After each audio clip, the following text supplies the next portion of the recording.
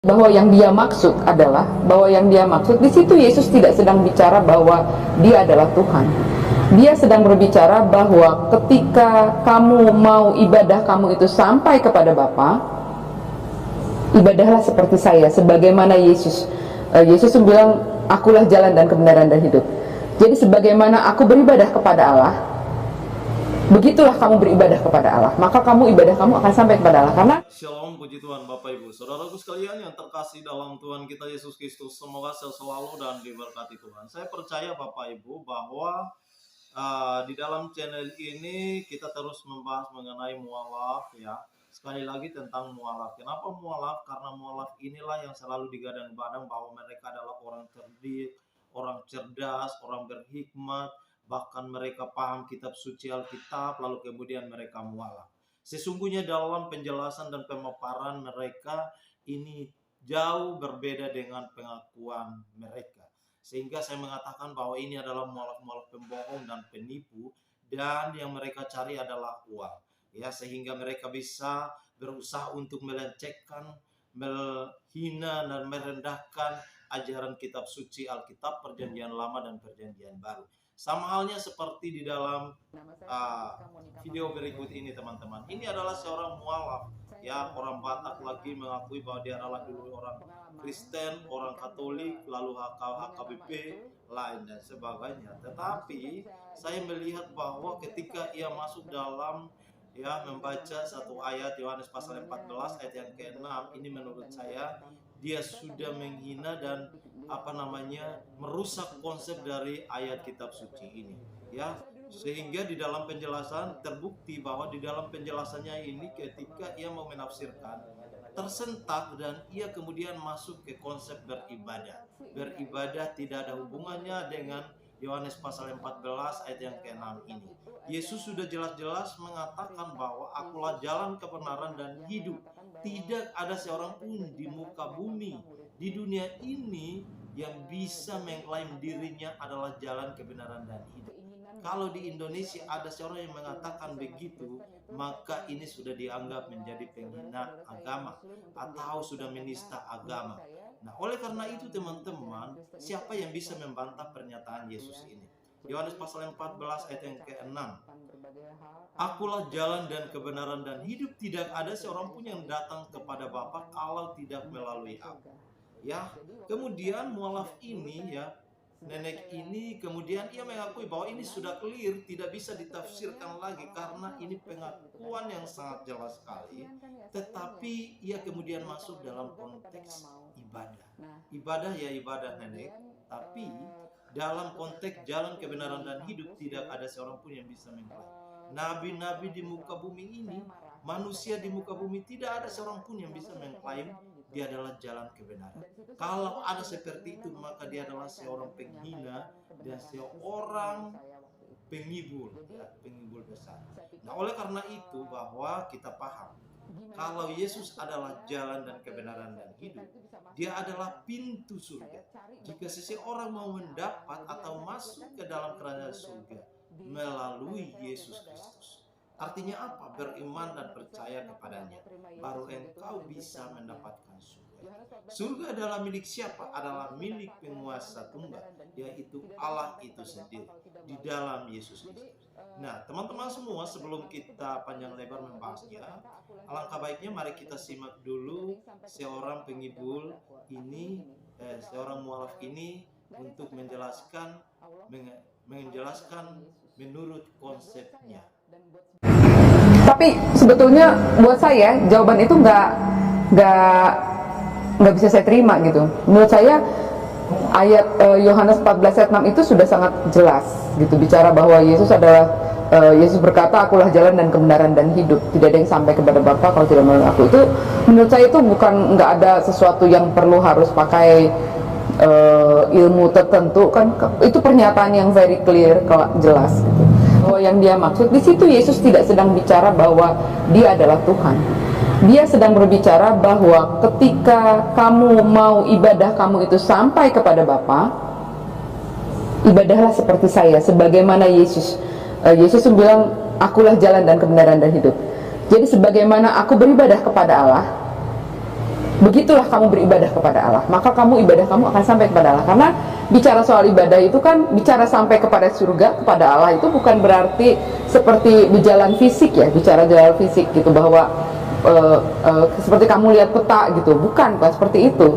Biar bagaimanapun juga bicara soal surga itu bicara soal ibadah. Jadi sebagaimana aku beribadah, demikian pula kamu harus beribadah kepada Allah. Dan sebenarnya akhirnya saya mempelajari kembali ya Alkitab itu. Saya membaca lagi, benar juga yang dia bilang benar. Tapi saya belum yakin langsung di situ. Saya belajar 2 tahun untuk hal itu. Akhirnya saya baca lagi semuanya, satu persatu saya pelajari lagi. Saya seperti baru terbuka gitu loh. Jadi kayaknya selama ini kalau kita ngelihat gambar gajah tuh dua dimensi, sekarang saya melihatnya jadi 4 dimensi. Saya muter. Saya tahu bahwa gajah itu gendut. Dia nggak hanya besar, tapi dia gendut juga. Bahwa dia punya 2 kuping, bukan hanya sebelah kupingnya gitu. Jadi artinya saya bisa mempelajari, saya bisa melihat, mengerti isi Alkitab itu secara keseluruhan. Dia bilang kamu harus baca Alkitab itu secara keseluruhan, jangan sepotong-sepotong. Ketika kamu membacanya sepotong-sepotong, yaitu pemahaman kamu seperti itu. Nah begitu juga akhirnya saya mempelajari itu kembali ya Mas. Ada sekitar 2 tahun saya baca ulang lagi, dan saya benar-benar puas. Karena apa? Saya terjawab pertanyaan saya, kan bukan hanya cuman masalah itu aja sebetulnya. Jadi ketika saya sebelumnya saya sudah membaca Alkitab itu bicara soal sejarah sebetulnya. Buku Perjanjian Lama bicara soal sejarah panjang bangsa Israel. Di situ sebenarnya ada beberapa pertanyaan saya, kenapa sepertinya Allah sayang banget sama bangsa Israel tapi enggak sama yang lain gitu. Bangsa lain selain bangsa Israel seperti bukan manusia gitu loh. Nah, itu semua pertanyaan itu akhirnya terjawab satu persatu.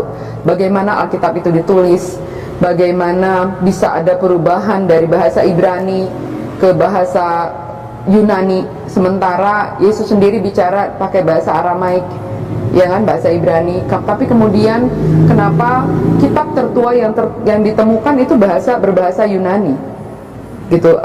Codex Sinaiticus, Codex Vaticanus, itu kan kitab yang tertua yang ditemukan itu adalah dalam bahasa Yunani. Kenapa bahasa itu gitu? Kenapa bisa seperti itu?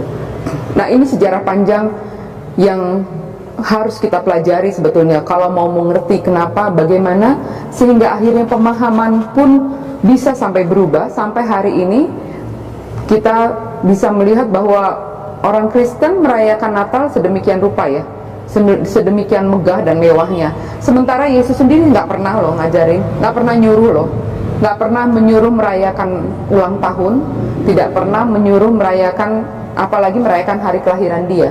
Itu nggak pernah. Yang ada perintah tuh ingatlah akan aku. Kemudian masalah perintah tuh yang ada, Yesus katakan ingatlah akan aku. Kemudian untuk perjamuan kudus, itu yang ada, yang diperintahkan di Alkitab. Tapi kalau perayaan Natal nggak pernah ada. Ya, itulah merupakan pemaparan lengkap dari seorang Ibu Monica ini ya teman-teman. Ini sangat jelas bahwa memang apa yang ditafsirkan itu melenceng dan salah kaprah. Karena apa? Ia tersentak dan bingung terkait dengan pernyataan Yesus, akulah jalan dan kebenaran dan hidup. Tidak ada seorang pun yang datang kepada Bapa kalau tidak melalui aku. Ya, ia kemudian masuk benar kepada konsep beribadah. Ya, sehingga di awal tadi saya mengatakan bahwa ya ini tidak ada hubungannya dengan konsep ibadah. Ya, mereaksi sedikit terkait dengan pemaparannya. Nail yang selalu digadang-gadang oleh polemikus Muslim bahwa orang-orang yang selalu mualaf itu adalah orang-orang yang cerdas, orang-orang yang cerdik, orang-orang yang paham kitab suci Alkitab, bahkan mereka sudah melayani berpuluh tahun, namun kemudian mereka mualaf.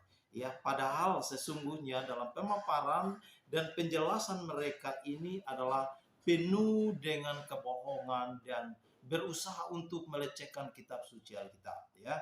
Kalau Anda mau memahami kitab suci Alkitab, maka Anda harus masuk ke dalam ranah tafsiran kitab suci Alkitab.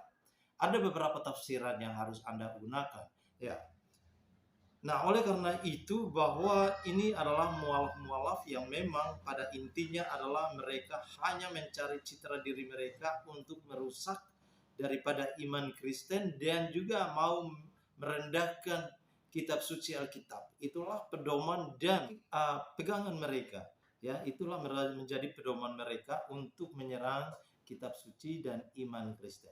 Tidak heran lagi teman-teman bahwa inilah merupakan ciri khas mereka ataupun gaya mereka untuk menutupi kebodohan dan ketidakpengetahuan mereka mengenai kitab suci Alkitab, Perjanjian Lama dan Perjanjian Baru.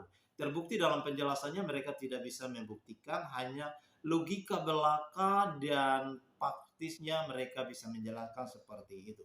Semua orang bisa menjelaskan seperti itu. Kalau memang dia karena memang tidak suka lagi dengan ajarannya yang lama, ia bisa saja mengatakan demikian kan.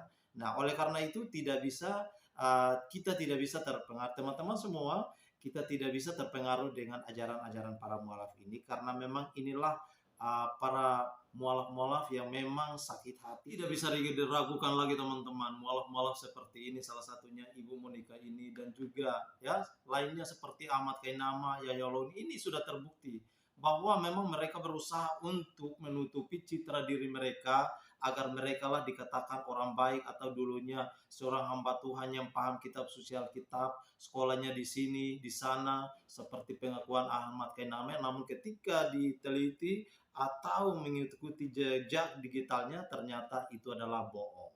Ya, memang inilah cara mereka untuk apa? Untuk mengangkat harkat dan harga diri mereka, bahwa mereka lah orang-orang yang cerdas dan pintar, tapi kemudian mereka mualaf ya. Tidak asing lagi teman-teman ya. Oleh karena itu jangan mudah tertipu dengan ajaran-ajaran para mualaf ini ya.